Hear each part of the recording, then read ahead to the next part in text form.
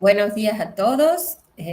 Yo muy contenta acá de verlos eh, y contenta de presentarlo a Pablo, un gran trabajador de nuestra facultad, de los lugares en donde va transitando, porque creo que hoy también el Colegio Odontológico puede decir esto. Pablo es doctor en odontología, magíster en diversas áreas, entre esas la salud pública, la ortodoncia. No, ahí serías especialista, me parece. También se me están escapando, en ética, en bioética. Y bueno, no voy a seguir contando porque es alguien con tecnologías también, muy vinculado al aprendizaje y a la enseñanza, a las dos. O sea, así como estimula a sus estudiantes a aprender, en esa misma dimensión también se autoestimula a seguir avanzando y a seguir estudiando. Es codirector de proyectos de investigación, director también ha sido, también en proyectos de extensión, o sea, tiene un amplio desarrollo que lo van a poder ver en, en su transmisión de lo que hoy nos va a contar. Los dejo, todo de ustedes. Bueno, me, me dejas una vara muy alta. Bueno, Es muy la que buenos la días. tenés, solo que no la viste. Muy buenos días para todos. Ahí comparto la pantalla y ponemos. La actividad de hoy está pensada junto con la doctora Bettina Tolcachir. Ambos pertenecemos a la cátedra de odontopediatría y la doctora, por cuestiones personales, no ha podido estar presente, pero ha participado en el armado de esta conferencia. La propuesta es transitar esta conferencia. Marce, vos vas a ir haciendo las aceptadas, ¿no? Es transitar esta conferencia en una línea que está planteada con un sentido de llevar un poco de evidencia científica en prácticas, sobre todo en espacios que a lo mejor están por fuera de lo académico. Por ahí, centros de salud, los espacios que tienen que ver con atención primaria de salud, hospitales. Entonces tiene un recorrido que va a haber una especie de planteo más teórico y también un planteo más en el orden de lo práctico. En cualquier momento pueden habilitar el micrófono aquellos que necesiten hacerlo, preguntar, y si podemos resolver la pregunta, bárbaro, y si no, quedará pendiente para responder después. El tema, dando continuidad a lo que Carolina había empezado a plantear la semana pasada de los tratamientos pulpares, hoy vamos a focalizar en dientes temporales. Esta temática tiene un planteo específico por las condiciones particulares, tanto anatómicas como histológicas, de los dientes temporarios o primarios. Vamos a hacer un recorrido que tiene que ver, siempre cuando hablamos de tratamientos pulpares, va a haber algo que nos trae al diagnóstico pulpar, siempre vamos a traer los tratamientos posibles y qué innovaciones podemos generar en la clínica, en la práctica diaria. Surge estos dos artículos, se presentaron, son de este año. El primero tiene que ver con, estamos practicando lo que predicamos y cantamos todo el mismo himno, una exploración de la enseñanza en el manejo de caries pediátricas en las escuelas de odontología de Reino Unido. Ambos artículos son de Reino Unido, siguiendo un poquito todo lo que es el desarrollo de, de las propuestas que plantea el Reino Unido en relación a caries, y me pareció muy interesante el planteo de la pregunta. Estamos practicando lo que predicamos y cantando todo el mismo himno. Posiblemente tiene dos partes esta pregunta, y hace referencia a si hacemos lo que pensábamos o lo que hemos estudiado, o esto va sufriendo como una transformación en la práctica que se genera otro tipo de planteo técnico a la hora de estar en espacios donde tenemos ciertas limitaciones, no sé, de tiempo, de materiales, de lo que sea. Y la otra es, cantamos todo el mismo himno, tiene que ver con una formación que esté distribuida en forma más equitativa, la llegada, parte de lo que la doctora Bella se plantea con este ciclo de conferencias justamente es eso, ¿no? Ampliar el circuito de formación continua para poder trabajar juntos y acompañarnos juntos, porque desde los servicios hay una casuística y una forma de abordar que en la facultad quizás no tenemos, entonces ese encuentro que planteamos. Y este segundo artículo, bueno, este primero básicamente tiene que ver con las inconsistencias en la enseñanza, ahí la media culpa que hacemos en el espacio de formación, donde normalmente la enseñanza, en el manejo terapéutico, hay mucha diversidad. Y la otra en el retraso de la adopción de técnicas basadas en la evidencia. Llega con mucho retraso las novedades o las innovaciones que en algún momento surgen en lo académico, llegan con mucho retraso al espacio de la odontología, de la práctica odontológica convencional. Bueno, ellos plantean necesidad de plan de estudio nacional, bueno, con los estándares que ellos están planteando. El otro artículo plantea, también de este año, publicado este año, que es una revisión de los alcances de todas las directrices, que son los manuales, donde están todas las formas de abordaje terapéutico, y en este caso de caries en niños y jóvenes. Y fíjense que en parte de que me pareció muy interesante, dice, en las directrices se recomienda la pulpotomía, que tiene que ver con un tipo de tratamiento pulpar en dientes primarios. Bueno, en general puede ser, yo voy a hablar de lo primario, pero puede ser también la dentición permanente. La pulpotomía en dientes temporarios con exposición a caries en ciertas circunstancias, mientras que la pulpectomía solo se aconseja en casos excepcionales para dientes restaurados. Pero acá viene lo interesante. Curiosamente, en el Reino Unido, la terapia pulpar rara vez se realiza en un entorno de atención primaria.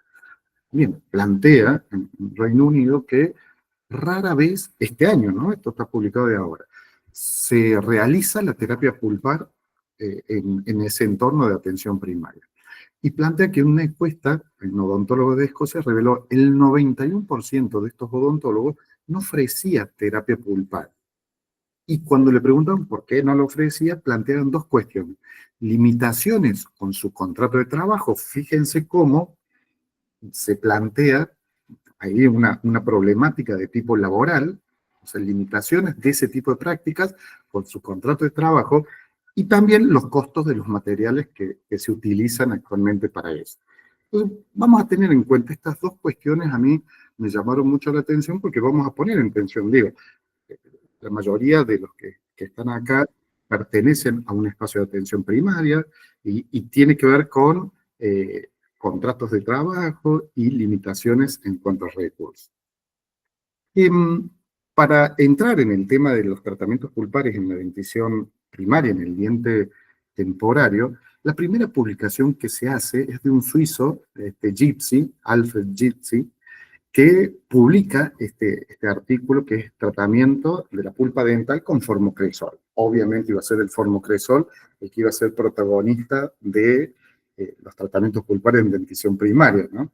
Esto lo hace en 1917, es la primera vez, es en una revista que se llama Dental Cosmos, porque ya no existe más, una revista muy importante en Estados Unidos, y eso tiene un impacto a nivel mundial de la posibilidad de hacer un tratamiento para empezar a pensar en salvar. Ahí ya con un precepto de no tenemos que sacar el diente, que era la única propuesta terapéutica para ese momento.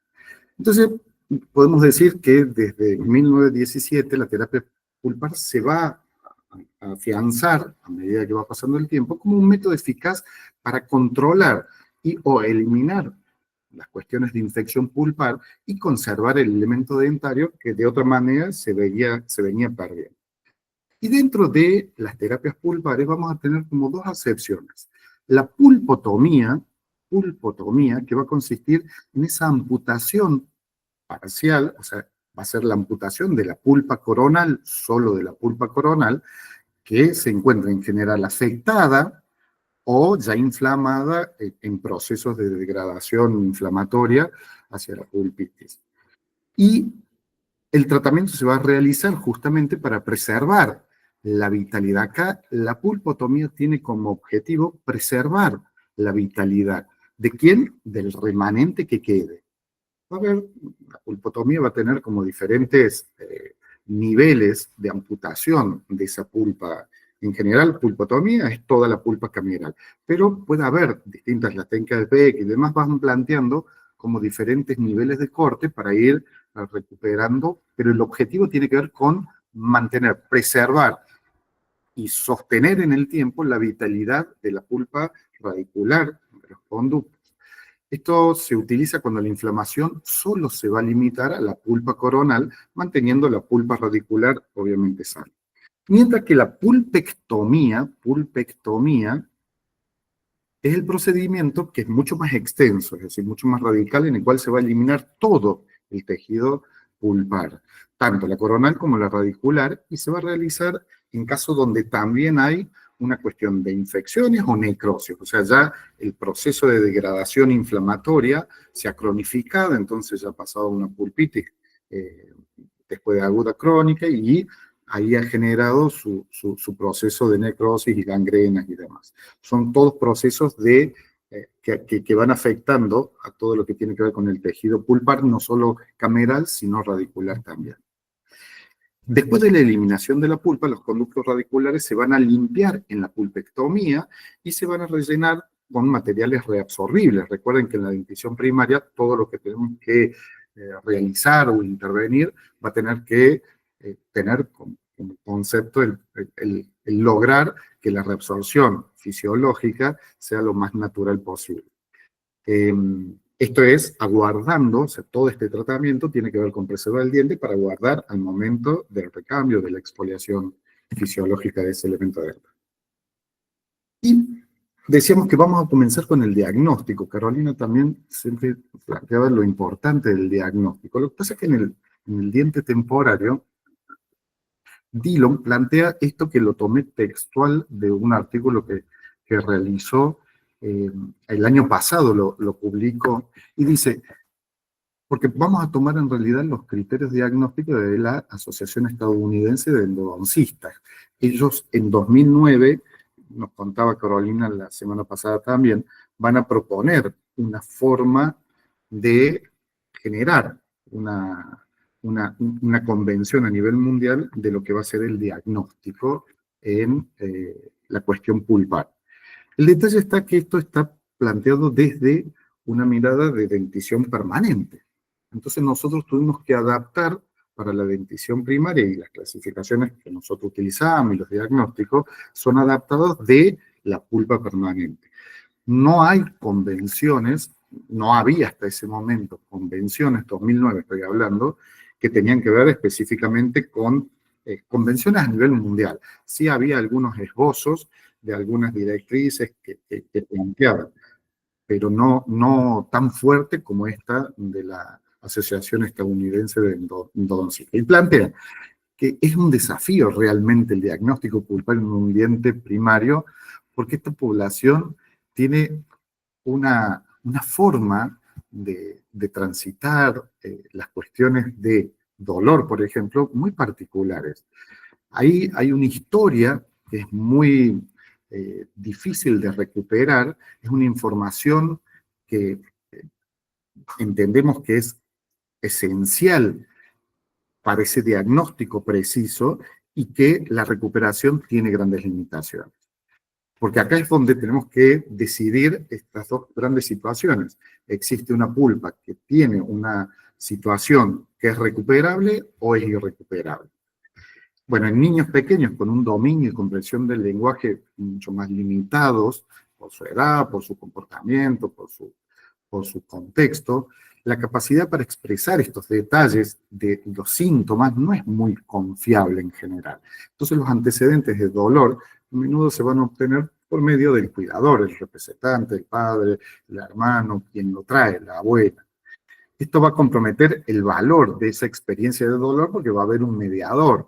Entonces ya no es el dolor que el niño relata de la forma que lo relata, aparte el niño va a relatar que le duele todo y todo el tiempo, y eso en realidad tiene que ver con cuestiones muy finas, que a lo mejor ese dolor lo golpea emocionalmente de tal manera que siente que le duele todo el tiempo. Entonces son los padres, los que están más cercanos, los que están medio sujetos a esos prejuicios que van a tener en relación a la experiencia con el dolor. Entonces vamos a ir viendo que es muy subjetivo, muy complejo. En relación a la percepción del dolor, también se sabe que la respuesta de los niños a las pruebas de sensibilidad no es tan confiable. Carolina planteaba la semana pasada que ella consideraba que todos los elementos, incluidos los elementos temporarios, deberían tener también en algún momento alguna prueba de sensibilidad que nos habilite a hacer un diagnóstico más preciso. Bueno, ahora vamos a ir viendo. La asociación esta de endodoncista planteaba que no es confiable. ¿Se entiende por qué? Por lo dificultoso que venimos diciendo.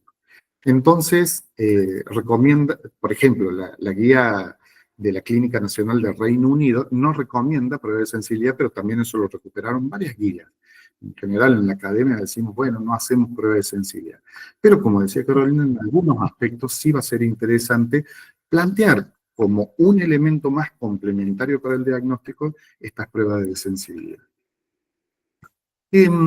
Acá va a incorporar la combinación en la cuestión del diagnóstico de la pulpa del diente temporal, una combinación que tiene que ver con la experiencia del dolor, el dolor físico, emocional y demás, criterios clínicos que nosotros vamos a observar y criterios radiológicos, radiográficos, si tenemos algún método de diagnóstico de mayor complejidad, una combin, una tomografía. Y son 4 las instancias de posibles diagnósticos pulpares en la pulpa del diente temporal. Una pulpa normal, una pulpa hiperémica reversible, normalmente es el proceso de evolución frente a una injuria, entonces hay una inflamación, pero esa inflamación es una inflamación todavía reversible, se activan los sistemas de drenaje linfático y puede volver a una restitución ad integrum de lo que es el proceso celular. Ya la pulpita reversible y la irreversible, perdón, y la cuestión del, esperen que voy a buscar para señalar, no entero.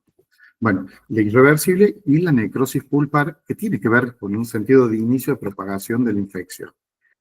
Decía entonces que esto que es el diagnóstico en esta parte, que es la confluencia de estos 3 espacios que la asociación propone de indagar, va a tener que ver con el relevamiento de ese dolor, cómo es si está presente o no, si el dolor persiste, espontáneo, nocturno, si se alivia, los signos que hay movilidad, cómo están los tejidos blandos, los duros, los periodontales, bueno, los periodontales vamos a verlos acá. Las pruebas de percusión y sensibilidad, si es que se pueden y se habilitan para hacerlo, y todo hallazgo radiográfico de imagen que se plantea. Y ahí vamos a tener, obviamente, la pulpa normal va a ser una pulpa sin historia de dolor. El diente va a responder normalmente a todas las pruebas de sensibilidad, si le hacemos, sin ningún tipo de dolor expresado, que sea ni prolongado ni espontáneo. No hay ningún signo de reabsorción interna externa ni evidencia de ningún tipo de lesión periapical o interradicular. Ven que estamos poniendo todos estos 3 que son los que van a confluir en el diagnóstico. Una pulpa normal es cuando ocurre todo esto. Es decir, puede haber presencia de caries, puede haber un montón de condiciones, una erosión y demás, pero la pulpa va a estar normal en estas condiciones. Una pulpa que se encuentra hiperémica reversible, entendemos que ese estadio hiperémico va a ser reversible, va a responder a un dolor más provocado por estímulos. El frío, generalmente el frío, el calor, las cuestiones dulces, la masticación, pero el detalle que va a desaparecer es al eliminar el estímulo. La respuesta positiva va a ser a las pruebas de sensibilidad sin un dolor espontáneo o nocturno. No presenta ningún tipo de movilidad ni algún signo sí, los tejidos blandos, no va a haber fístula, no va a haber enrojecimiento, tumefacción, nada por el estilo.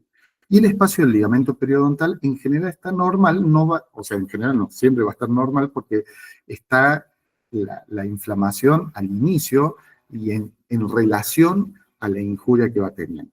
No hay signos de radiolucidez, por supuesto, ni interradicular, ni nada. Por ejemplo, acá vemos este elemento dentario que en general se termina cavitando, una caries que comienza en una fosa central profunda, se termina cavitando. En esa cavitación, en el momento después de el colegio que está en el recreo comiendo una galletita, generalmente tiene que ver con esos estímulos que son más pastosos, arma la pasta, compacta esa pasta acá, y esto comienza a generar esa gran compresión. Entonces ahí donde el dulce, el estímulo que tiene que ver con la degradación, los azúcares sobre todo, eh, alimenta todo el proceso carioso y ahí se generan como más actividad de ácido, y ahí viene esa sensibilidad hiperémica. Entonces, es a cuestión del estímulo, pero si cepillamos muy bien y generamos la eliminación de los restos de comida, desaparece automáticamente, no queda en el tiempo. Después tenemos la pulpitis irreversible, donde ahora sí existe un dolor de tipo espontáneo. En general podría ser persistente y a veces se expresa en forma nocturna. Recuerden que la parte pulpar temporaria tiene un grado de evolución de pulpa normal a necrosis muy rápida. Hay un proceso eh, fisiopatológico que tiene que ver con una degradación muy rápida. El niño va a tener una noche, el proceso de pulpitis irreversible va a ser el pico agudo, y esa noche no va a dormir, y a la mañana lo van a llevar, los padres desesperados y demás, y a lo mejor ya pasó lo peor del proceso, ¿no? El dolor no se alivia al eliminar el estímulo como antes, entonces ya si se cepilla, antes se cepillaba y se separaba el dolor, ahora no. Ese dolor es prolongado, espontáneo. Cuando hacemos las pruebas de sensibilidad, queda esa sensación de molestia por un tiempo. Esto es muy difícil de recuperar cuánto queda, porque el niño le dolió y le dolió por 10 minutos posteriores.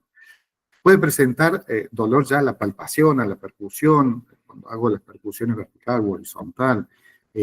Puede observarse también un ensanchamiento. Recuerden que al haber, en este caso, es que se hizo una inactivación, había una caries que aparentemente había todavía dentina remanente, que podíamos generar ahí como un aislamiento, se le hizo la inactivación y esta no funcionó. Entonces esa misma noche hizo la pulpitis irreversible. Entonces, todo esto que generó una gran compresión, porque pulpitis tiene que ver con inflamación extraída de líquido. Imagínense esto tratando de inflarse con el líquido que va viniendo, como un globo con paredes totalmente inextensibles, comienza a generar compresión.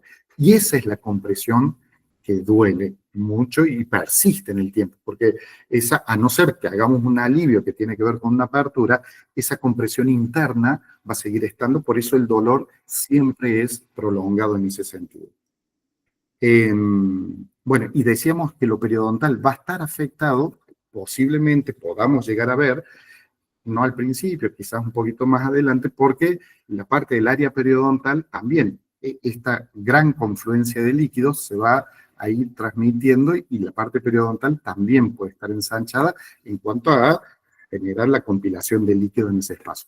Y es el paciente que también va a plantear que cuando muerde algo le molesta mucho porque hay un diente que comienza a elongarse justamente por la cuestión más hidráulica de que si se llena de líquido todo el lugar donde está sentado en el alvéolo dentario, y bueno, el diente va a estar milímetros o décimas de milímetro por arriba de su nivel y esto va a generar alguna sensibilidad extra. Y ya avanzando en el proceso patológico, ya tenemos la propagación de la infección en la necrosis, es decir, comenzó en la parte más superficial, tomó toda la pulpa coronal, tomó toda la pulpa, la infección, me refiero, y la inflamación radicular, y ya toma todo el espacio que tiene que ver con lo perirradicular interfurcal. Acá podemos tener esa propagación, puede ser más aguda o más crónica. La tendencia es que la propuesta es que vayamos cronificando todos esos procesos agudos, donde no va a haber una respuesta a la sensibilidad, a no ser que esté en una situación aguda, obviamente. Y ahí va a molestar todo, porque imagínense toda esa rarefacción que se ve en la radiografía, es un proceso de infección muy grande que si está agudo hay una producción de pus y toda esta cuestión. Vamos a encontrar, por supuesto, muchos hallazgos que tienen que ver con lo radiográfico, las pérdidas corticales, ensanchamiento, y siempre que logramos un elemento temporario, vamos a ver en la relación que se encuentra con el elemento del germen permanente, y esto es lo que va también a determinar el tratamiento que se le corresponde. Bueno, este artículo que se sacó el año pasado también, me pareció interesante porque traía a colación esto, que hay una técnica estadística que se utiliza, que es CART, que es la clasificación de regresión logística de muchas características que tienen que ver con, en este caso, los síntomas, y va a utilizar unos patrones para hacer predicciones, es decir, qué elementos van a ser más protagonistas en este espacio. Y en este diagrama de flujo va a presentar, miren qué sencillo lo termina planteando. Va a existir un ensanchamiento en algún estudio complementario de una radiografía, si podemos hacer, de ligamento periodontal. Si es sí, tenemos inflamación pulpar irreversible. Si es no, hay dolor nocturno, o sea, no hay ensanchamiento, pero hay dolor nocturno. Si es sí, es inflamación pulpar irreversible. Si es no, puede ser todavía en un estadio de hiperemia. Entonces, esto es importante porque ya encontramos que hay dos signos, ensanchamiento periodontal, cuando tenemos posibilidad de tomar una radiografía, y el dolor dental nocturno, que ya nos plantean un estadio que terapéuticamente va a ser muy diferente que el anterior. Y en esto me voy a basar para decir, pulpa normal y pulpa hiperémica son recuperables, pulpa irreversible, o sea, la pulpitis irreversible y la necrosis ya no es recuperable en el sentido de conservar ad integrum la capacidad de esa pulpa. Y en ese diagnóstico, fíjense que yo no voy a tener ningún problema en diagnosticar pulpa normal, porque tiene este estudio que justamente hace la precisión de los criterios diagnósticos de la asociación. ¿Se acuerdan que en 2009 la Asociación Estadounidense de Endodoncia plantea unos criterios diagnósticos? Pero en el 2023, el año pasado, un grupo de investigadores dijeron, bueno, ¿cuánta precisión hay a partir de estos diagnósticos que dijimos que de pulpa permanente en relación a la evaluación de la pulpa de dientes primarios? Y dijeron que los diagnósticos que largaron la Asociación de Endodoncia para pulpa normal tienen un 100% de especificidad y una sensibilidad del 91%. O sea, es muy correcto. Difícilmente vayamos a diagnosticar mal la pulpa normal. Y bueno, ahí están los criterios que tienen que ver con la especificidad y la sensibilidad, que normalmente los confundimos, pero más o menos. De todos modos, entonces, estas pruebas que plantea la asociación, para pulpa no va a tener ninguna dificultad. Mientras que para la necrosis va a tener una especificidad del 96%, relativamente bueno, pero una sensibilidad, o sea, muy poca sensibilidad, un 70%. Significa que el 30% de los casos de los dientes tenían necrosis y se los diagnosticaron como pulpas con vitalidad. Entonces acá se nos puede escapar, porque esto sí pretende una evolución de un proceso que no tenía que ser el correspondiente, por lo tanto le va a corresponder un tratamiento diferente. Y en esto no va a haber dudas, o sea, no va a haber duda en estos extremos. La pulpa normal, sabemos, no vamos a hacer ningún tipo de intervención que tenga que ver con la pulpa, o sea, con la pulpa en relación a los tratamientos pulpares más profundos. Y la necrosis, vamos a tener una situación de necrosis. Pero estas dos, que es esa pulpa hiperémica y la pulpitis irreversible, este paso de acá a acá es el difícil de identificar y el que tiene distintos tratamientos, porque esta es una pulpa tratable y esta es una pulpa no tratable. Acá tiene que haber una eliminación, una amputación de esa pulpa, en el nivel que se corresponde.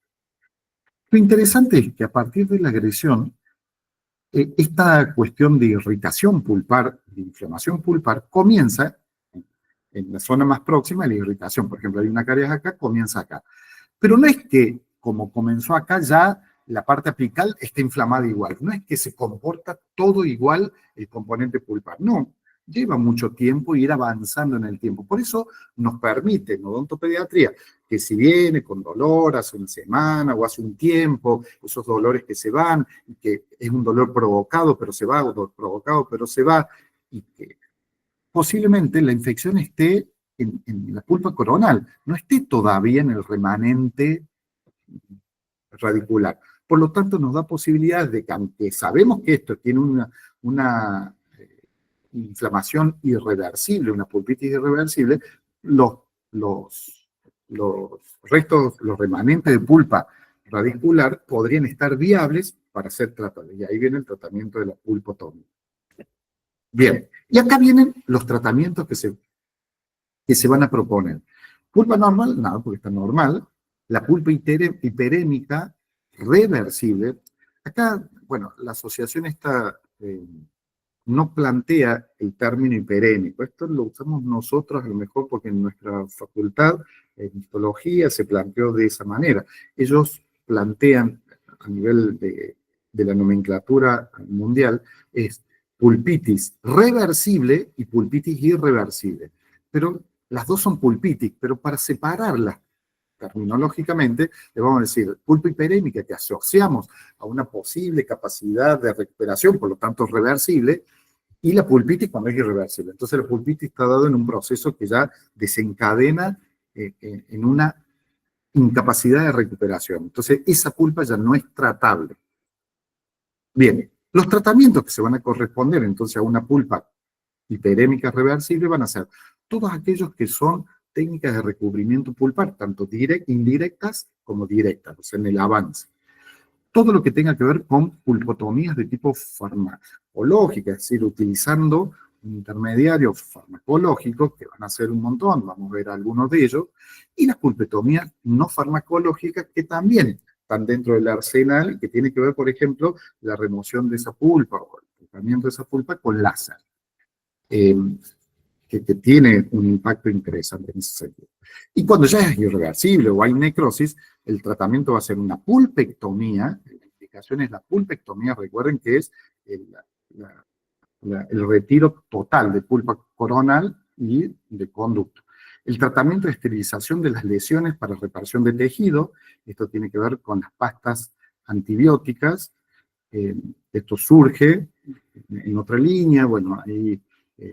es muy interesante porque se corrió de donde surge y nos aporta muchísimo en el campo de la odontopediatría, o también el tratamiento posible tiene que ver con la extracción cuando las condiciones no dan para reparar ese elemento dental.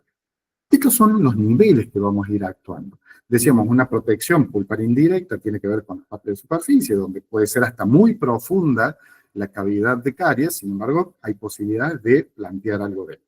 Todo esto tiene que ver con pulpas vitales, la protección pulpar directa. Hay una exposición puntual de la pulpa, ahí hacen la protección, técnica de Desbeck, o no.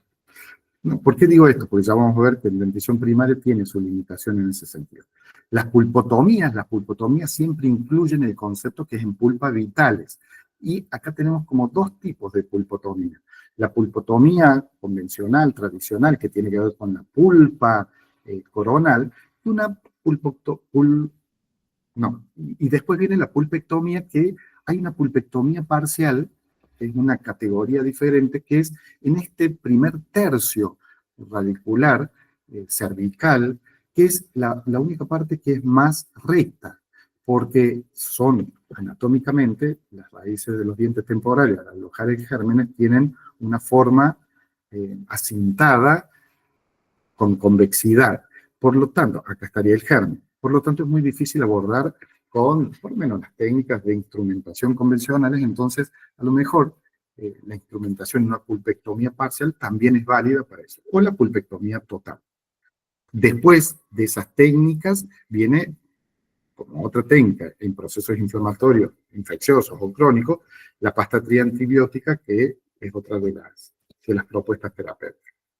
Bueno, y acá viene este cuadro. Este cuadro es medio complejo. Este cuadro es bastante original porque hay muchos planteos a nivel de distintas evidencias científicas que esto venía como por separado. Entonces lo que se decidió hacer es juntar todas estas recomendaciones planteadas por quién, por todos estos organismos. Fíjense, tanto las asociaciones que son todas las guías terapéuticas o las recomendaciones de tratamiento que hacen la Asociación Americana de Pediatría, la Europea, la de la ONU, de la Argentina, son todos los últimos 5 o 6 años.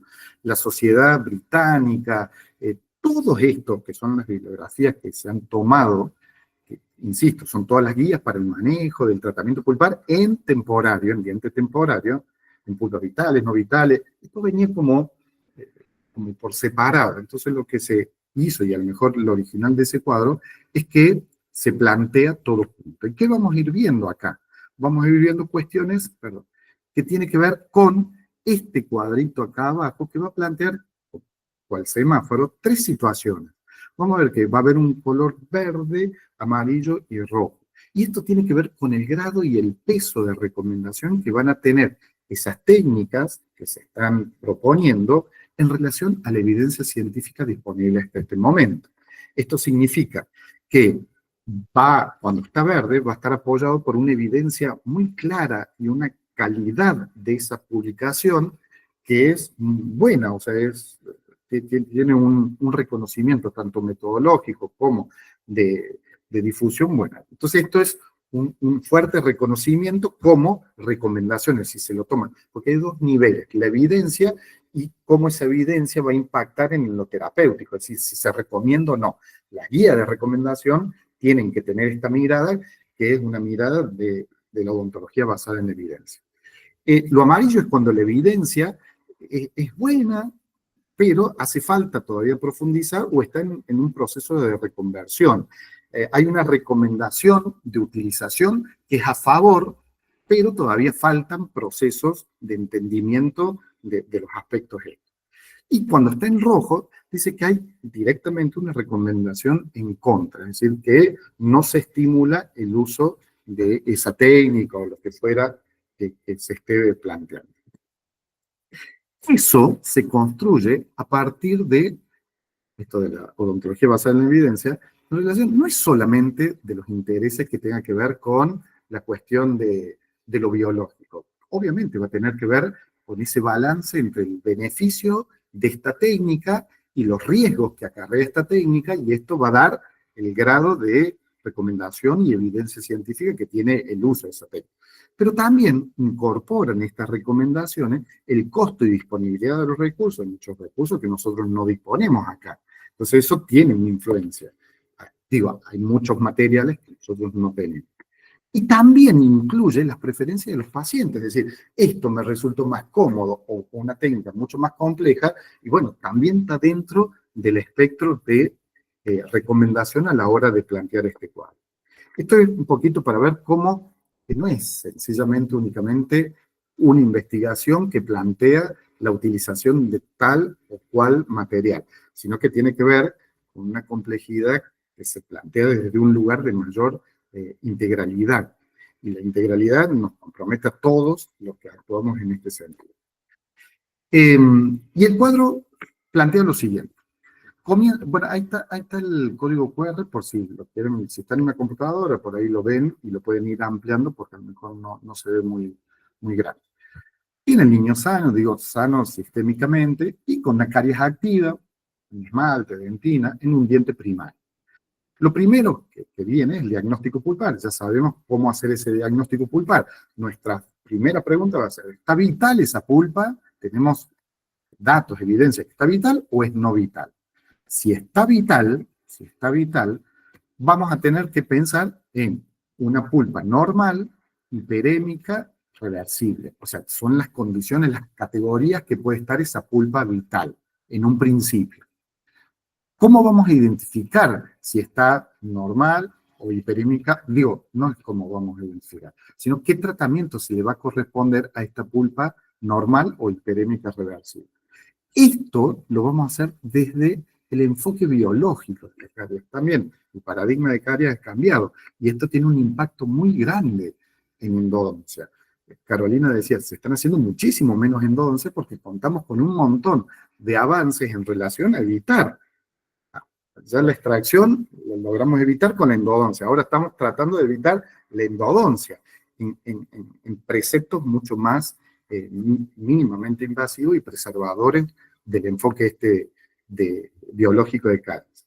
Y acá traigo a colación como hito importante en el 2015, hay una reunión de todos los expertos que tienen que ver con cariología a nivel mundial, y se hizo esta reunión de consenso de caries. Acá el gran problema es de que todo en el mundo estaban hablando muy diferente de qué estrategia, o sea, el problema real era abordar qué estrategias para el manejo de caries habían y la eliminación de tejido de caries hasta dónde, cuándo.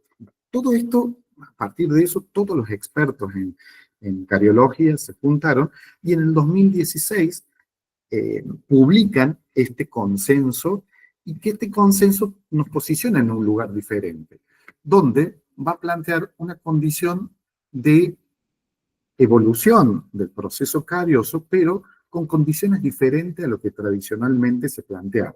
Entonces ya va a empezar a hablar de una dentina que tiene ciertas características de firmeza donde ya no hace falta retirarla, y una dentina dura, que era el objetivo inicial de la operatoria tradicional, donde ya no se recomienda en ese sentido ese tipo de técnica.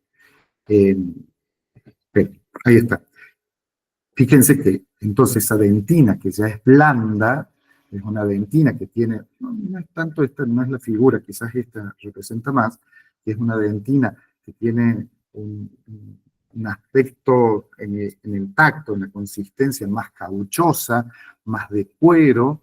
Es una dentina que es capaz de ser recuperada desde el proceso biológico, de generar una estabilización de ese proceso con una remineración, una estabilidad que le permita mantener, fíjense, este espesor en relación a la protección pulpar. Entonces, aquello que antes teníamos que llegar hasta acá y que entonces dificultaba todos los procesos, porque imagínense que llegar hasta acá no es lo mismo que poner un apósito medicamentoso que genere la estabilización de todo ese proceso y hasta recuperación de ese proceso, de tal manera que es más predecible la recuperación o la estabilidad de ese tejido pulpar. Y obviamente nos ayudamos en esta remoción química, vienen en las lesiones profundas todos estos removedores químicos, el Brix, que en Argentina venía, del Papa Caries, y la línea de los hipocloritos que tiene que ver con el carisol. Ahora se ha presentado este Remove, que también es a base de hipoclorito de sodio, y que son correctos, es decir, no reemplaza quizás digo, quien tiene experiencia, puede ser con la cucharilla, con los excavadores y demás, retirar y llegar a una condición, pero propone ciertas facilidades, sobre todo para el inicio. Este tiene un activador que es, si se ilumina con la lámpara, es fluorescente, entonces como que va marcando dónde queda todavía material reblandecido, que plantea una cuestión de infección. Entonces, retirar la infección conservando el tejido que es recuperable. Voy a volver a esta porque me había pasado. Entonces, en este enfoque, todo esto fue para plantear este enfoque biológico de la pulpa que está en condiciones vitales o hiperémicas, vamos a ir a una situación de remoción de caries o a no remoción de caries. Si vamos a remover caries, tenemos tres posibilidades. Una remoción escalonada, una remoción completa y una remoción selectiva. La remoción completa, ven que está de dos colores. Verde, porque al inicio fue la técnica tradicional, es llegar a esa dentina dura, y después se puso roja, porque ya eso no se recomienda. Ya en la convención que se hizo y posteriormente en todas las publicaciones, no es una técnica recomendada la remoción completa de caries. Por lo tanto, vamos a ir a una técnica escalonada o una técnica selectiva. Ambas, o sea, tanto la remoción escalonada como la completa, van a plantear una posible situación si pudo haber una exposición pulpar o no exposición pulpar. Si hay una exposición pulpar mientras estoy haciendo la remoción de esa caries, vamos a transitar por estos espacios. Va a ir a un tratamiento de pulpa coronal, a un recubrimiento pulpar indirecto o un recubrimiento, una pulpectomía total, sobre todo esto cuando se trata de elementos anteriores.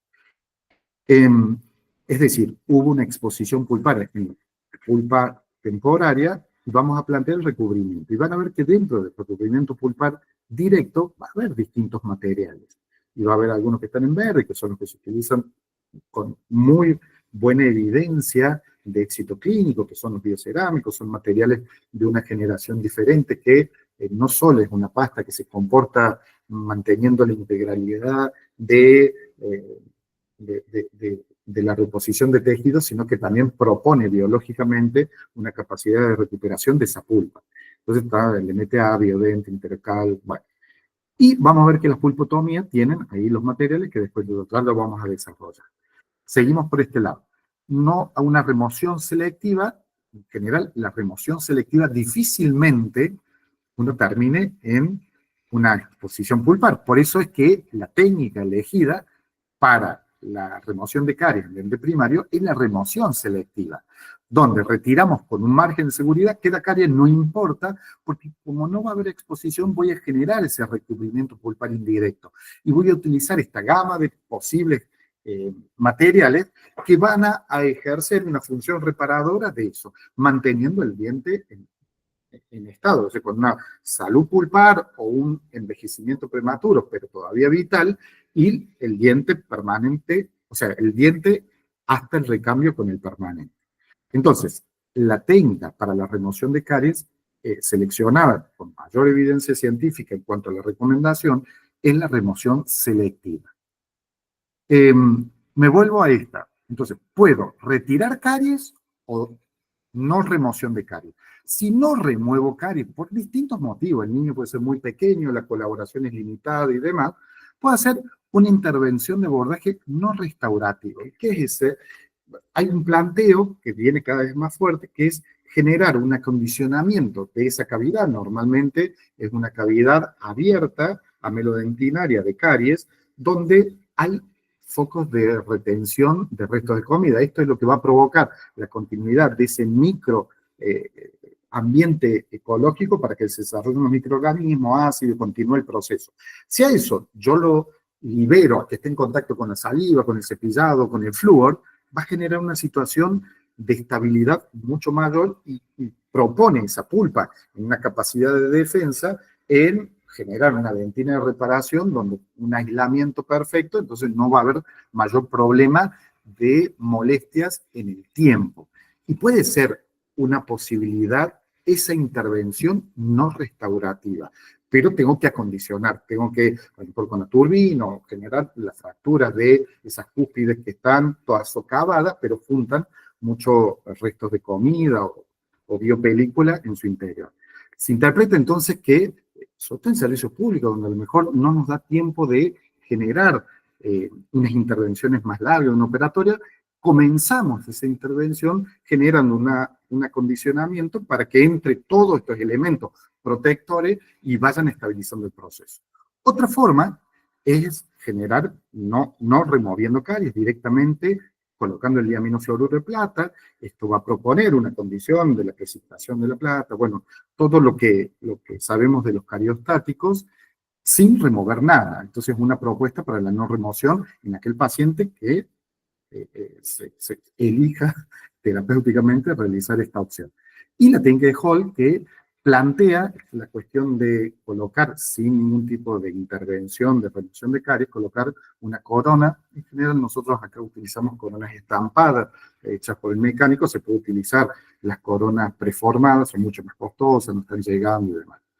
Y hay una combinación que se le puede poner el diaminofluoruro, el cariostático, y después se le hace la coronita. Esto va a plantear, pasa una vez que va transitando, plantea continuar con la próxima etapa en la cuestión de la evolución de esa planificación terapéutica que se va generando. Entonces hemos desarrollado todo lo que tiene que ver con la parte vital de si el diagnóstico pulpar de ese elemento dentario está vital.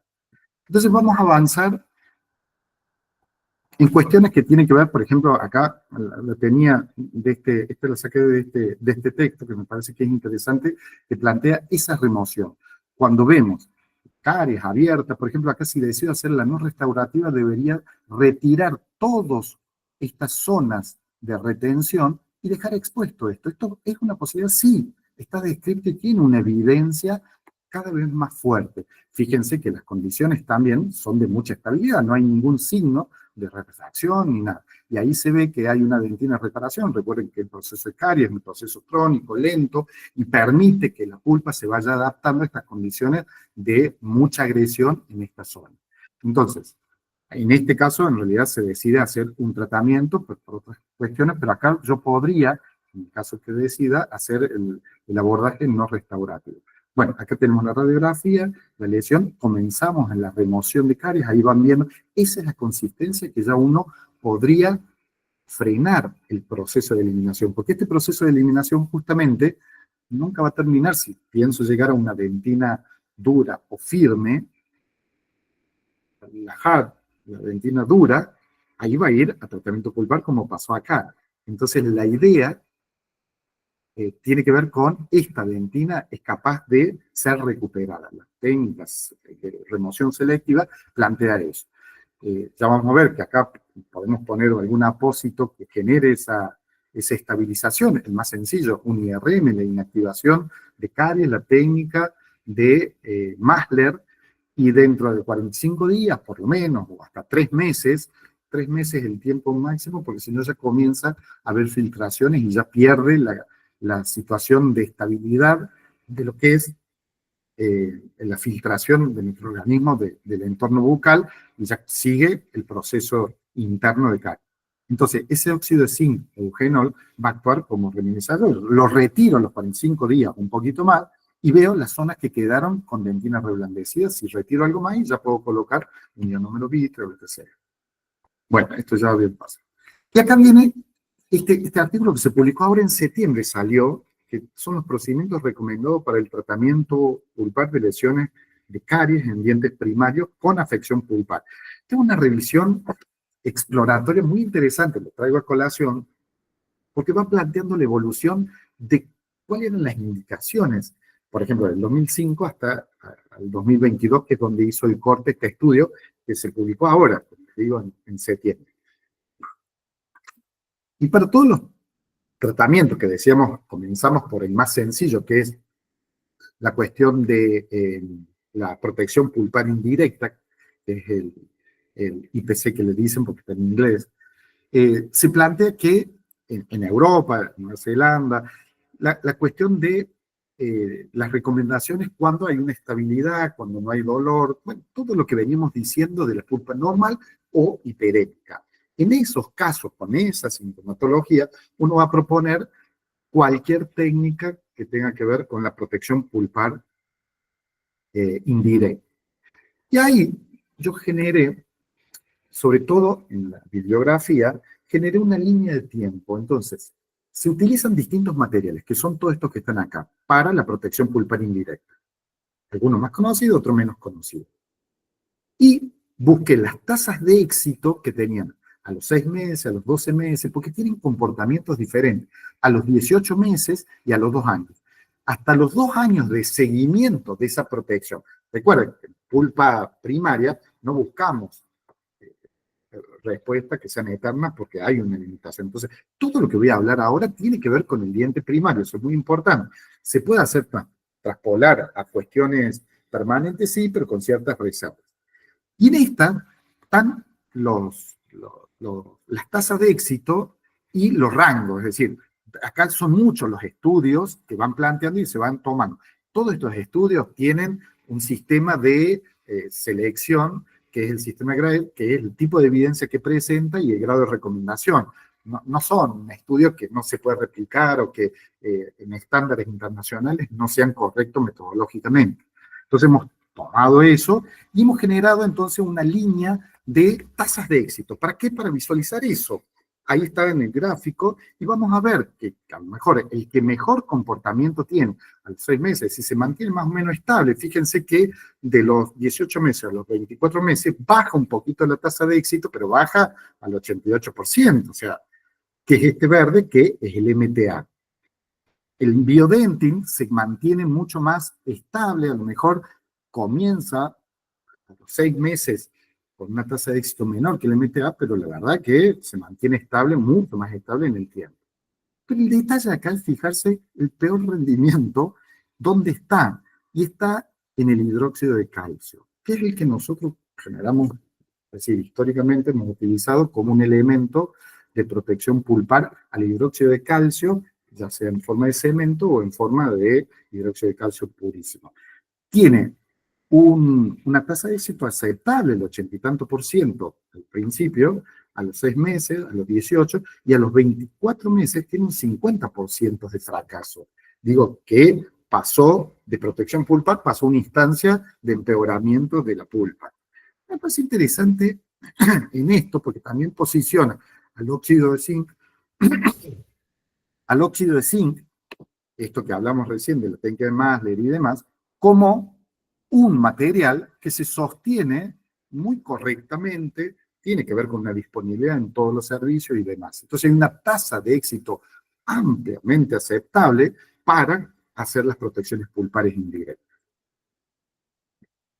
Y la protección pulpar indirecta tiene que ver con la remoción, como decíamos, nos tenemos que asegurar, ahí el diagnóstico de asegurarnos bien, tanto clínica como radiográficamente, que las condiciones estén dadas, sacamos todo lo reblandecido, hacemos un lavado con una torunda embebida en agua de cal para alcalinizar el medio y demás, y se coloca la pasta de óxido de zinc eugenol, normalmente con el reforzador, con el acelerador de fraguado, así es más rápido, el IRM o el SOR.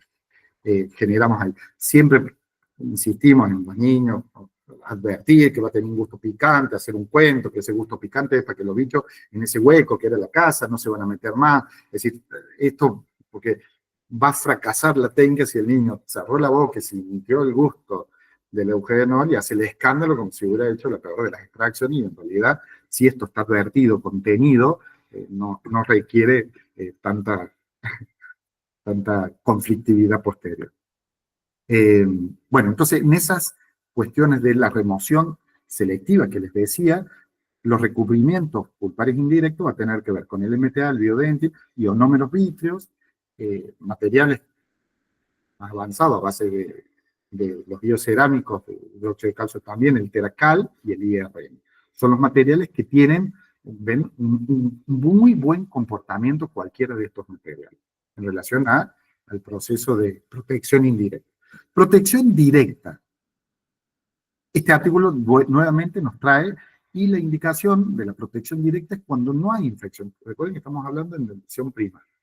En general, hay varias escuelas que no recomiendan la protección directa en diente primario. De hecho, para el grado, nuestra indicación es no hacerlo. ¿Por qué? Porque hay muchos elementos que valorar en relación a la condición, la salud de esa pulpa, pero sobre todo el tiempo de vitalidad de esa pulpa que ha tenido. Porque si es una pulpa en un elemento que ya está próximo, no es próximo, pero que ya tiene una vida útil importante y con un proceso de caries crónico que ha generado un desgaste de esa pulpa, hay un cambio histológico de ciclosamiento, de degeneración, que sigue teniendo vitalidad, pero no va a tener una capacidad de recuperación. Entonces es muy limitado. Y siempre las condiciones de que tiene que ser algo muy controlado esta exposición. Porque si acá, en esta exposición que estamos viendo, tiene que ver con una situación que la caries llegó hasta ahí, bueno, es muy posible que ya esté la inflamación instalada en la pulpa coronal.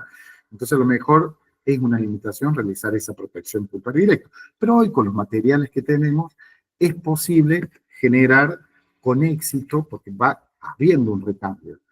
Si el hidróxido de calcio solo ya no es el material que se utiliza como protección pulpar directa, pero hoy contamos con los otros materiales.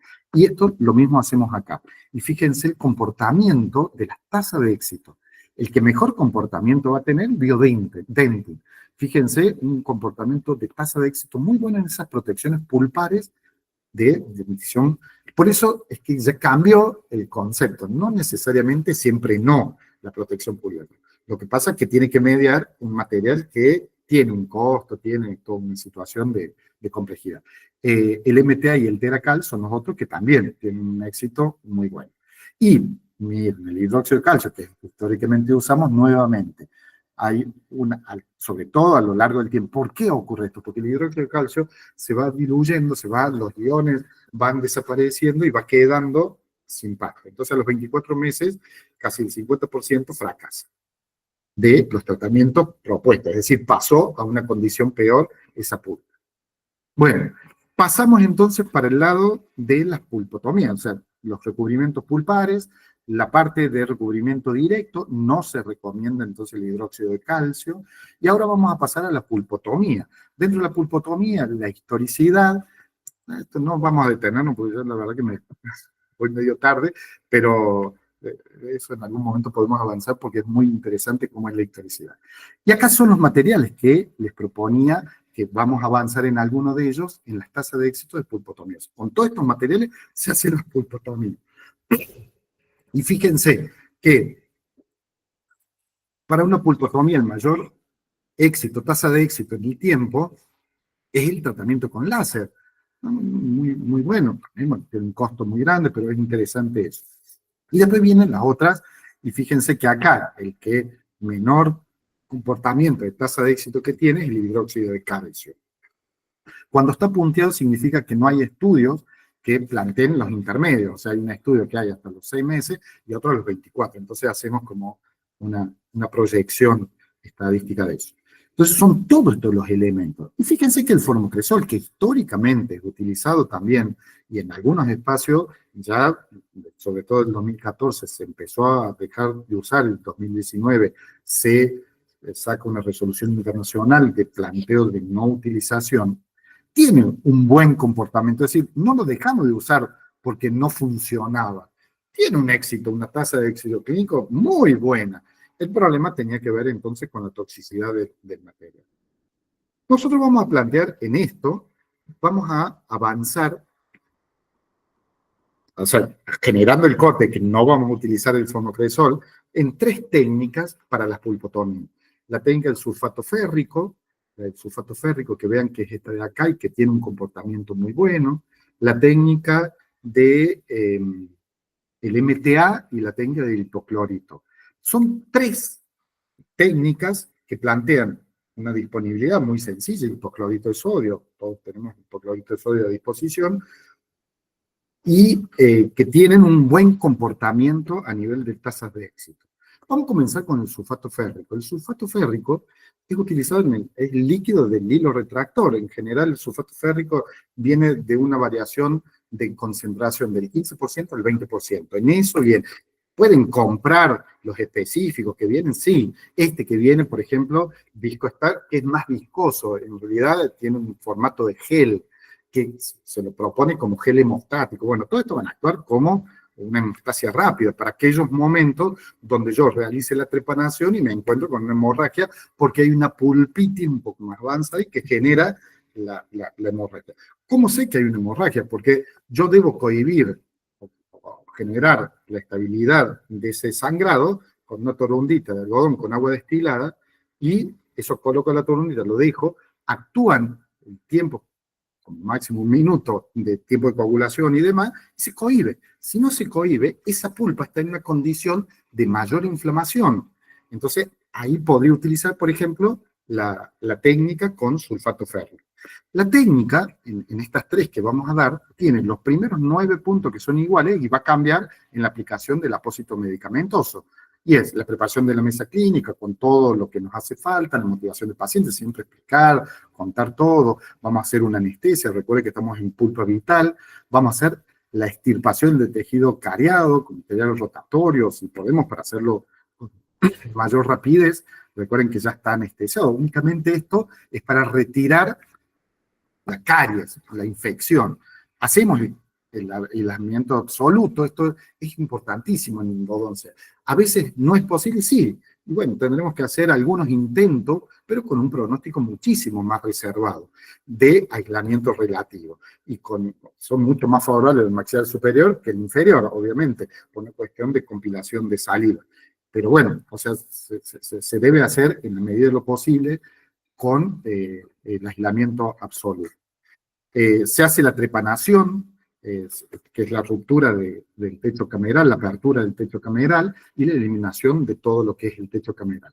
La trepanación la hacemos con una fresa redonda o más o menos que tenga alguna forma en el centro del elemento dentario, trepanamos, o en la zona de mayor profundidad tendiente al centro. Se hace la trepanación. Y después de la trepanación viene la realización de la rectificación, la eliminación de todo el techo cameral, que lo hacemos con este tipo que se llama endoseta, este tipo de fresas que son de punta inactiva. Esto tiene que ver con proteger todo lo que es el piso cameral para no generar un desgaste innecesario y hasta perforación de lo que tiene que ver con el piso cameral. Hacemos la remoción, la exégesis de la pulpa cameral con cucharillas black, escareadores, con el que tengamos a mano, que genere un corte lo más limpio posible. Acá sí es importante que esa cucharilla esté afilada, de tal manera de generar ese corte, porque debo preservar esa pulpa a nivel de los conductos, y esa pulpa debe estar lo más sana posible. A lo sumo la vamos a inflamar por irritación que le voy a hacer en el corte, pero no es un desgarre que voy a hacer, tiene que ser un corte muy preciso. Eso tiene que ver con el pronóstico y el éxito del tratamiento. Voy a lavar y hacer hemostasia con esto que les decía, la tormenta de solución fisiológica, y seco. Todo esto ya con condiciones estériles. Seco. Y ahí empieza, si elijo hacer la técnica del sulfato férrico, porque hay un sangrado y o sea, necesito continuar con el tratamiento y sigue sangrando, voy a aplicar entonces el sulfato férrico en esta concentración, según lo que la marca que elija, o el líquido del hilo retractor, durante 15 segundos en el piso cameral. Voy a generar la colocación de la torundita embebida en eso. Voy a lavar con torundas, se lava con torundas, en general no utilizamos jeringa con aguja de tuberculina, y seco con torundas estériles. Voy a colocar el apósito, que en este caso va a ser óxido de cineugenol. Bueno, ahí están viendo, en esta de acá, vemos la lesión, la preparación, ahí se retira todo el techo, y ahí está colocada la torunda con el sulfato férrico. Fíjense cómo deja, ahí se ven los conductos, la entrada de los conductos, se ve perfectamente esa pulpa radicular, y que ahí vamos a hacer, en esa amputación, vamos a hacer la tendencia a la cicatrización de esa zona. Y se coloca un óxido de cineugenol.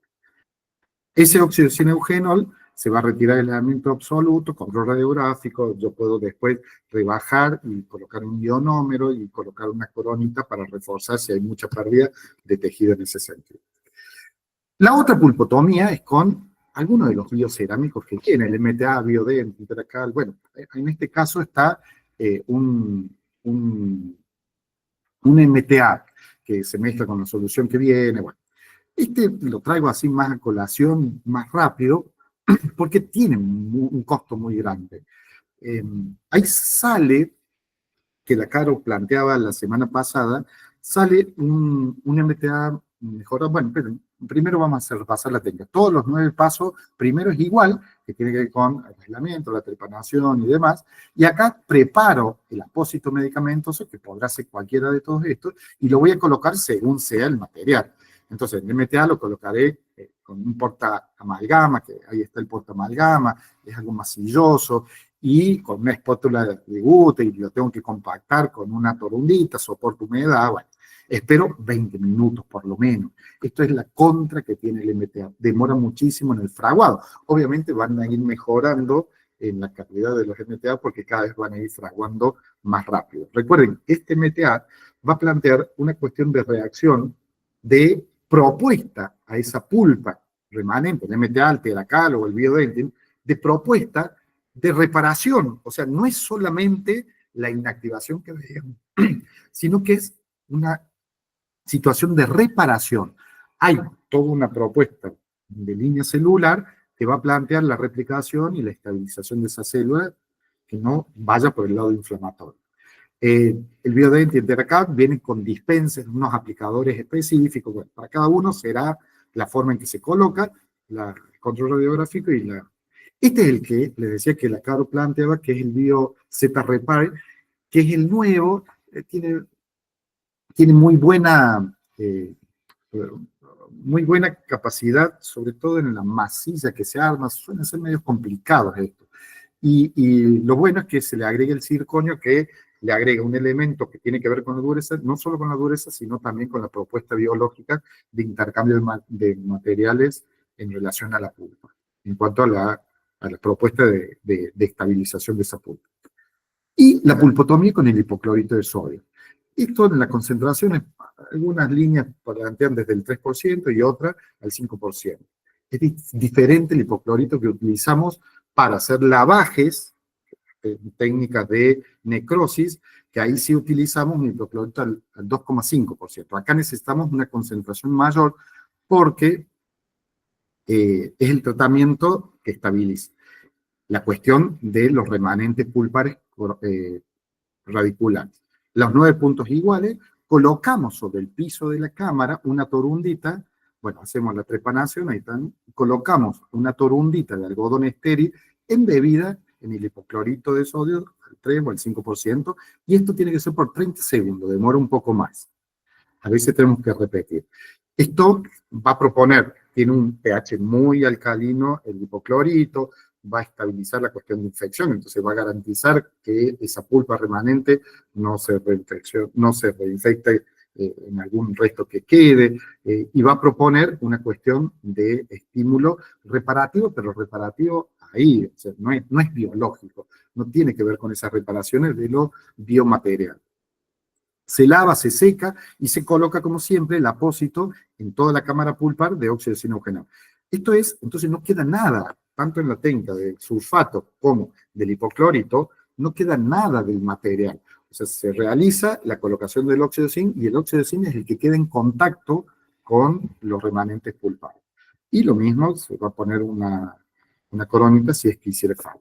Acá lo mismo, utilizamos para la trepanación una fresa esférica y una cilíndrica, podría ser esta para la eliminación del techo, pero yo prefiero la endoseta que me aseguro de que no haya problemas de desgastes no queridos en relación al piso de la cama. Ahí está la de hipoclorito, fíjense, la técnica de hipoclorito, puede ser el hipoclorito que van a comprar, ahí vemos cómo se encuentra, le colocamos el hipoclorito, la torunda, digo, ahí está la torunda, se lava, se seca la torunda, se prepara el óxido de zinc eugenol, se compacta, perdón, está todo pixelado, se compacta el óxido de zinc eugenol en la cámara y después se coloca algún apósito. En este caso, para identificar, se puso óxido de zinc también todo, pero después se desgasta hasta acá y se recupera todo este tejido en el tiempo con ionómetro, la corona y demás. Se dan cuenta que entonces el apósito queda en contacto con los remanentes pulpares que se amputaron, los pulpares radiculares. Y esto es lo que va a generar esa inflamación, porque la oxidación va a ser una inflamación, pero la idea es que esa inflamación se cronifique y se estabilice. Y todo esto en el futuro se fibrose. En realidad no hay una reacción de restitución al vínculo. Vamos tardísimo y no voy a llegar. Bueno, esto es lo mismo, plantea lo mismo. Esto es importante que me interesaba la forma de las cámaras que vamos a tener. Primer molar superior son superior e inferior. Los superiores, triángulo, rectángulo, ven cómo están, y ahí tienen la conformación, y los inferiores, cuadrado, perdón, o sea, triángulos, cuadrados, y los inferiores son rectángulos con una forma más trapezoidal en el segundo inferior.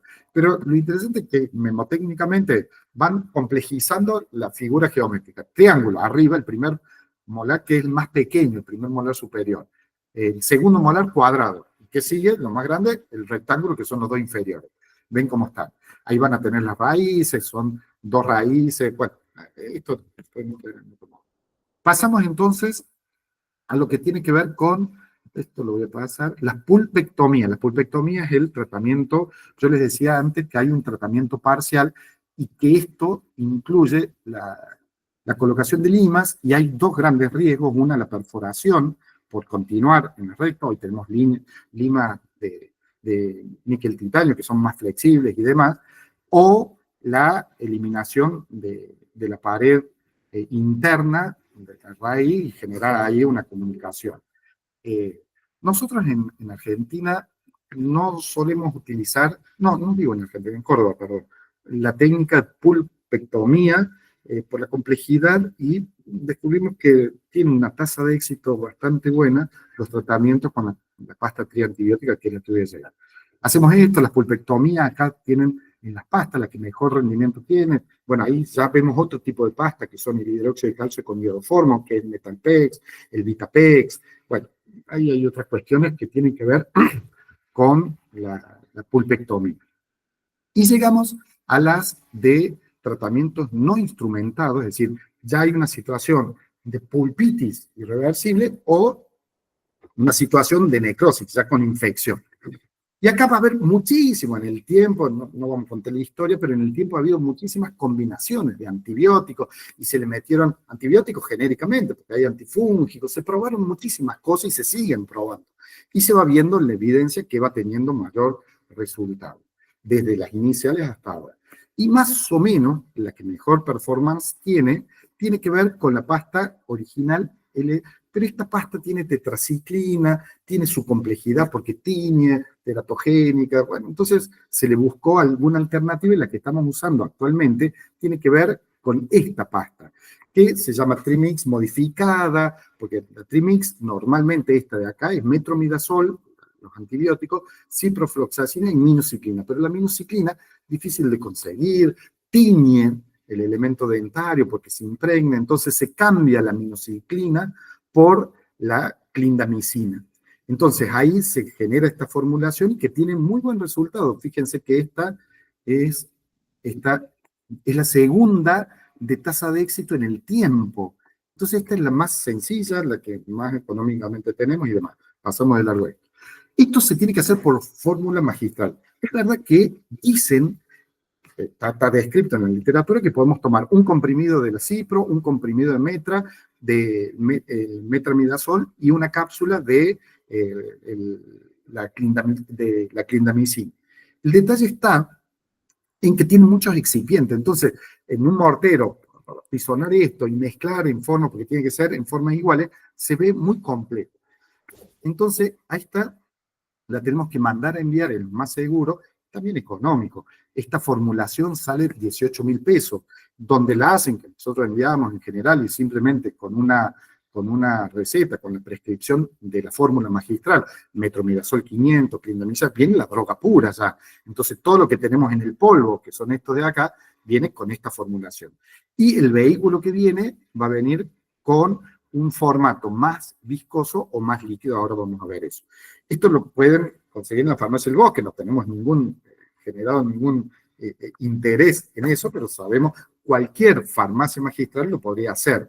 Pero bueno, ahí tenemos, porque mandan y ya conocen cómo es la formulación. Y en esta pasta triantibiótica vamos a agregar el iodoformo en la formulación.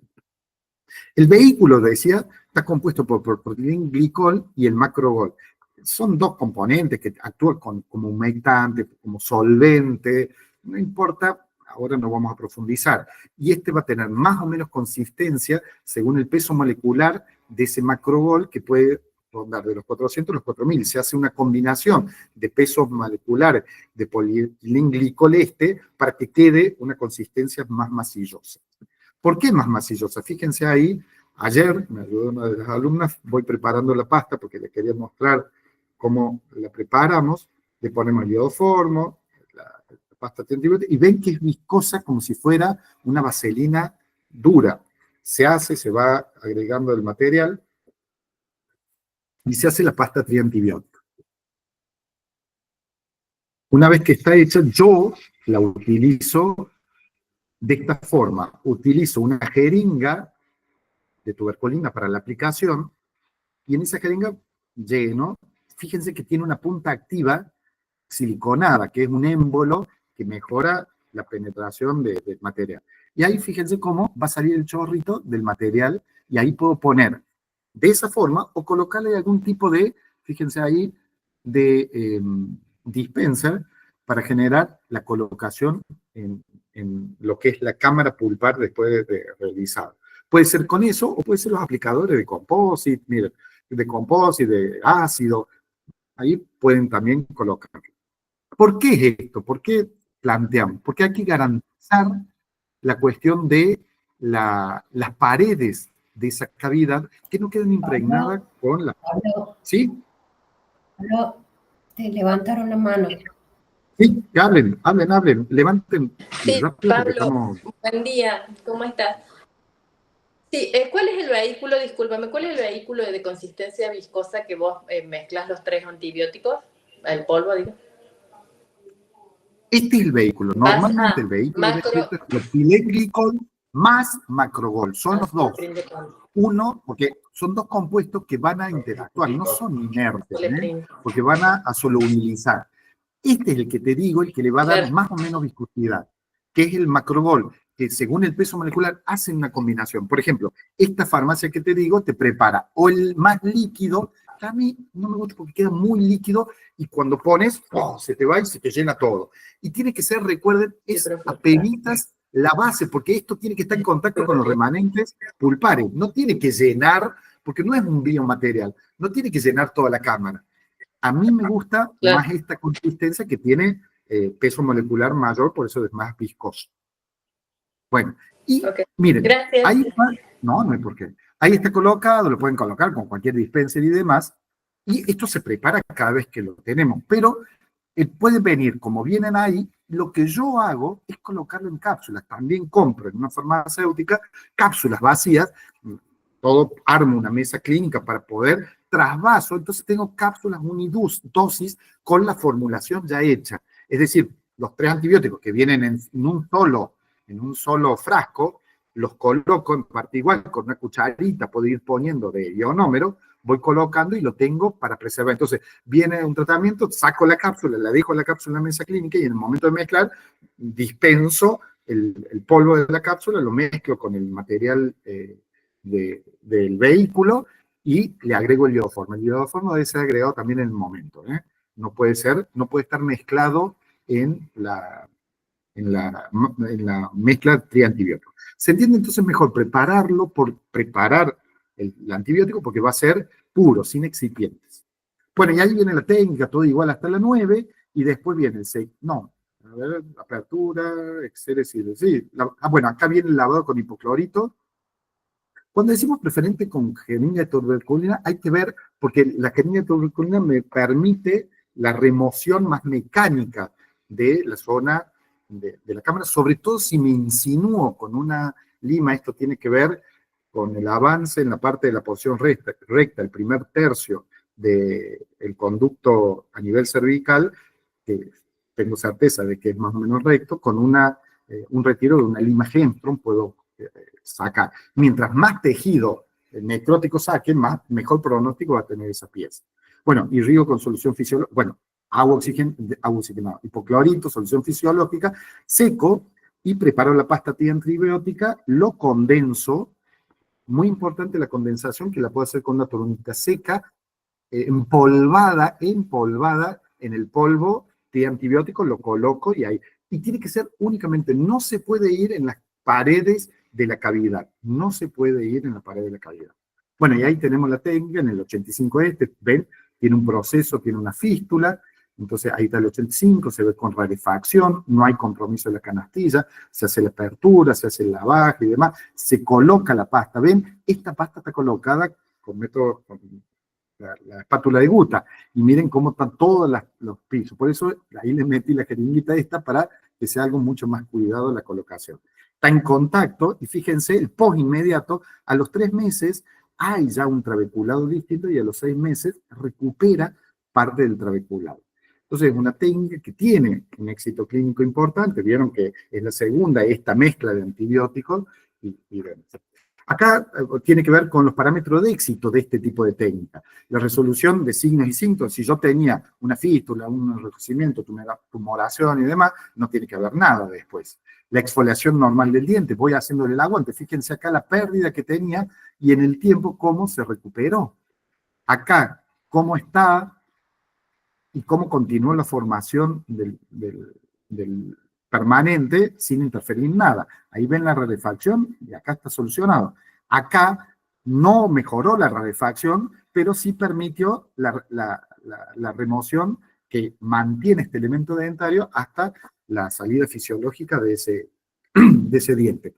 Permanece más, sobre todo en elementos que es un segundo molar y que no tengan el primer molar, tenemos que hacerle el aguante lo más posible. Pero también es importante ver los fracasos, y los fracasos de esto, por ejemplo, van a ver que tiene que ver con, acá está inicialmente, acá lo vemos, y al tiempo se ve el ligamento periodontal aumentado. Normalmente vamos a ver, a lo mejor, la zona de la furca, con una rarefacción, pero ya el ligamento periodontal aumentado ya es signo de fracaso. Y ese signo de fracaso va a ir evolucionando y ahí sí puede generar algún tipo de afección en el germen. Entonces ya valoraré para cuándo es necesario hacer la remoción de este elemento dentario. Fíjense que acá el molar no estaba permanente, está erupcionando, estoy haciendo el aguante con esta pasta tratando de que quede, y ahí termina de salir, ya puedo garantizar que no haya ningún problema con el 5, haciendo la extracción del 4, pero ya en posición de este, porque si no hay una mesalización muy grande del molar. Este es un detalle que me pareció interesante. Este artículo, que fue también de este año, plantea las tasas de éxito de la pasta triantibiótico, pero utilizada de una forma que no teníamos muy pensado. Y dice, todavía están mucho en estudio, ¿no? Existen estudios limitados que comparan la eficacia de todos los procedimientos. Este estudio se realizó para evaluar el éxito de la esterilización con antibióticos. O sea, compara la esterilización, el tratamiento pulpar indirecto y la pulpotomía con la pasta triantibiótica. No hay literatura disponible que destaque posibles reacciones sistémicas adversas. Esto es relativo porque sí, hay una bibliografía, alguna hipersensibilidad a algunos elementos. Ojo con el iodoformo porque sí es muy reactivo, pero en los antibióticos, como estamos mezclando una mezcla de antibióticos, a lo mejor es alérgico a la ciprofloxacina y no lo saben. Hay que tener atento a eso. Y bueno, lo de la mancha también se descarta porque la aminociclina ya no se utiliza más y se incluye la clínica. Bueno, esta mezcla también ofrece algunas ventajas, ya que el procedimiento implica la eliminación parcial de caries. Y dice acá abajo, miren, se puede deducir, dice el artículo, que la esterilización con antibiótico puede ser una opción de tratamiento alternativa para dientes temporales con caries profundas que se acercan al tejido pulpar.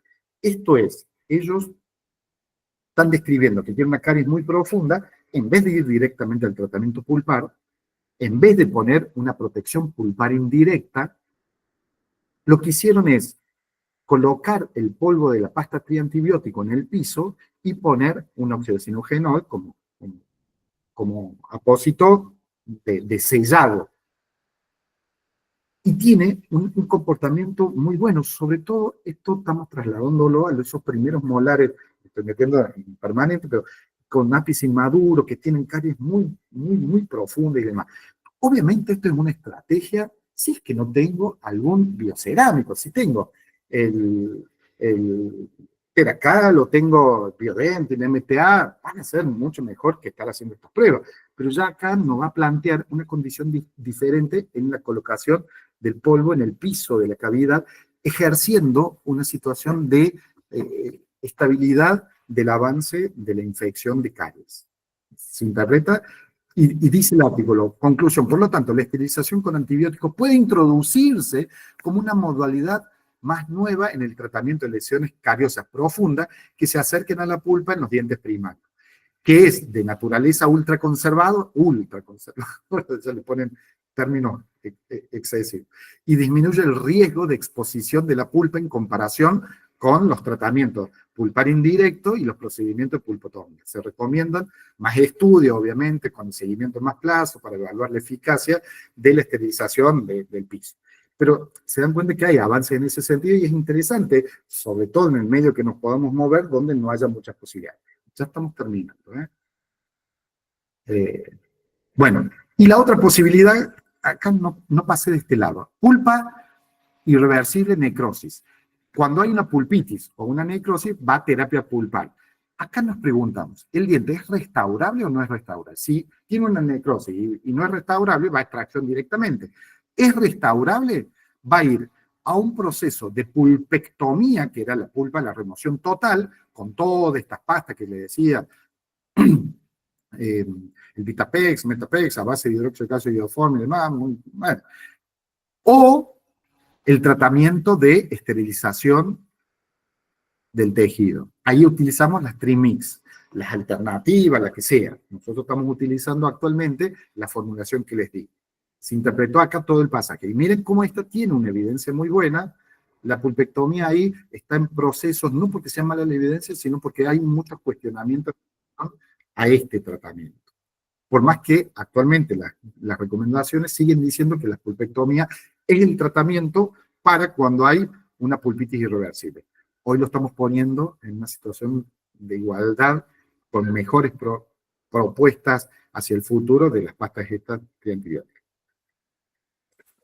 Bueno, todas estas van a decaer en la etapa curativa, donde va a continuar el tratamiento, ¿no? Con todo el mantenimiento, el seguimiento y demás. Bueno, y si no, la extracción, decíamos como el último caso, que ahí están las indicaciones. Y planteo, bueno, estas son las situaciones clínicas, pero no vamos a llegar a eso. Vamos a hacer la finalización, era para jugar un ratito con ustedes, pero no nos da el tiempo. En tiempo y forma hemos cumplido más o menos con la disponibilidad de tiempo. Me cuentan ahora si hay alguna pregunta. Sé que estoy pasadísimo de tiempo, pero dejar de presentar. O algún comentario, algo que quieran decir. Si queda claro, si hace falta alguna intervención. Sí, Marcela.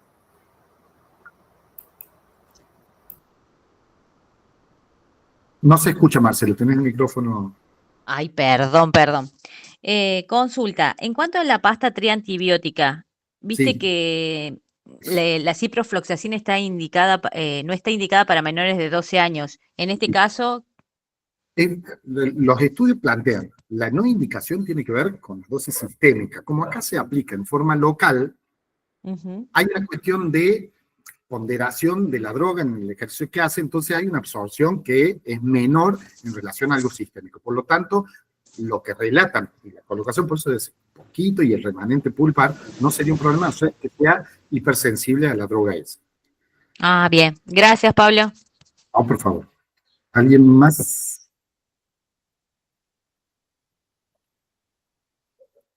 ¿Algún comentario, algo que quieran? Bueno, yo no dije, sí, Virginia, anda hablando.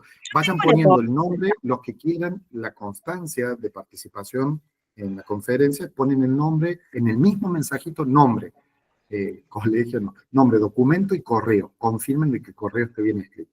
Perfecto. Sí, Virginia. Yo tengo una consulta. Yo he hecho varias pulpectomías con la pasta Trimix y a mí me pasa muchas veces que no puedo hacer un aislamiento absoluto. Porque realmente... Esto tiene que ver mucho con la habilidad del profesional de poder y con el comportamiento del niño. O sea, sabemos que hay situaciones que no se puede. Si no se puede, y bueno, lo hacemos con el mayor, sabiendo que el pronóstico va a estar restringido. Exactamente. Hacerlo con aislamiento absoluto y muy rápido, tener todo listo. Entonces se hace la trepanación, la limpieza, todo con el dedo colocado con los algodones y demás, con el eyector, que el niño vaya con el espejo viendo así, va poniendo el eyector y nos va ayudando, y hacemos todo rápido de tal manera de no generar ningún tipo de posible contaminación, porque va a tener que ver con eso. Porque a mí me pasó en una situación clínica la semana pasada, que el niño ya venía con una fístula. Bueno, hago la apertura, no le pude realizar, o sea, ni siquiera lo pude llegar a anestesiar bien porque estaba muy tomado, y lo tuve que hacer con aislamiento relativo. Intervengo en esto, Bill. Cuando no tenés tiempo y demás, me das la posibilidad de comentar. Uno puede hacer tratamientos intermedios con la pasta antibiótica que tiene que ver. Realizo la limpieza de lo más, vieron que en esas cavidades, que está parte en una cavidad donde está perforado, ya está todo necrótico, con fístula y demás, retiro lo más posible y coloco el polvo, o sea, el polvo en un sindesmótomo, en la cucharilla del polvo del sindesmótomo, relleno bien la cámara con el polvo, coloco una torunda seca de algodón y arriba le pongo un óxido de cianogeno. Bien. El polvo va a difundir con los exudados que se van a generar. ¿Por qué la torunda? Y es muy importante que esté seca. Porque la torunda, si hay exceso de exudado, por esa necrosis, ese purulento que pueda haber, lo va a absorber y no va a generar compresión interna, que es lo que va a doler. Y esa fístula en una semana debe remitir o mejorar. Si no remite, puedo volver a repetir el procedimiento y si ya no remite, va a extracción, porque ya no tiene recuperación. Y si remite, hago el tratamiento pulpar ya más cuidado con los lavajes y demás. Se entiende que puedo hacer algo intermedio para mejorar las condiciones y sobre todo generar la obliteración de esa cámara pulpar en condiciones que sea posible no generar, o sea, predecir dolor por compresión. Es más, a veces le damos, hacemos un óxido de zinc bastante finito, no es tan grueso, bastante finito en infraoclusión y al padre le decimos, bueno, si hay algún problema que me avisa, y si vos sabés que es una reactivación por compresión, y bueno, que con algún elemento le retire el óxido de zinc, le hace una presión, se fractura y sale todo. Entonces alivia la descompresión.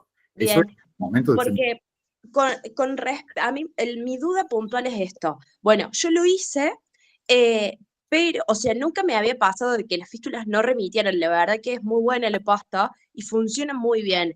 Y me pasó de que volví a hacer la fístula. Entonces, ¿qué significa eso? ¿Que mi única opción ya es extraerlo?